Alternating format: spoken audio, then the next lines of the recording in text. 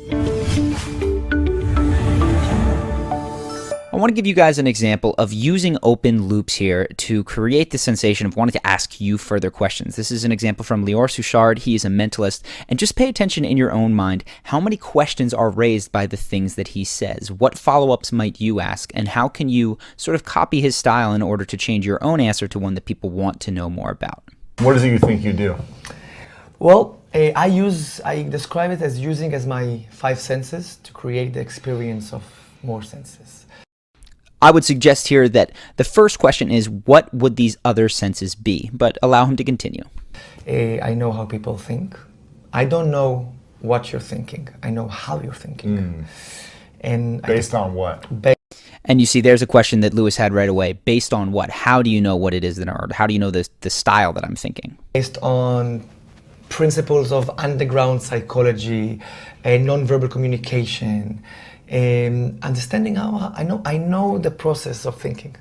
Now, notice he doesn't say a ton about it, but he uses some interesting buzzwords. Underground psychology. For me, that triggers me and go, wait a second, what do you mean underground psychology? What is this thing that I haven't heard of? Now, obviously, you're not going to be able to use his exact examples, but ask yourself, even if you do have a more mundane job, is there a way that you can present it that unveils that information a little bit more slowly so that people are intrigued enough to ask you follow-ups? I promise you, Lior has practiced these answers. He has seen the ones that hook people's attention. He's looking for that lean in, that look in their eye. So pay attention for that as you bring your answer out into the real world. Now, one pitfall that people sometimes fall into is they try to make what they're doing sound deep and amazing and hyper-connected to their deepest passion, which isn't necessarily wrong. Of course, we want to communicate that if that's the case. What I find is sometimes the issue is people haven't worked on their congruence. So they'll use words like inspire, just live a life full of love, but they'll do it in a rather flat manner, which can make it come across as inauthentic. And I want to show you an example of that. This is, I believe her name is Rebecca Newman. I actually watched a lot of this interview, and she strikes me through her behavior and her actions as absolutely earnest in what she's doing, but look at the way that she communicates it. There's something lacking. She's using words that do not match the tonality and her connectedness in the moment that she's saying them, which makes her unfortunately come across a bit inauthentic in this moment. And what is the mission of We Grow, just so I understand clearly? The mission of We Grow, and quite honestly the collective we that we're all living under, is to elevate the world's consciousness.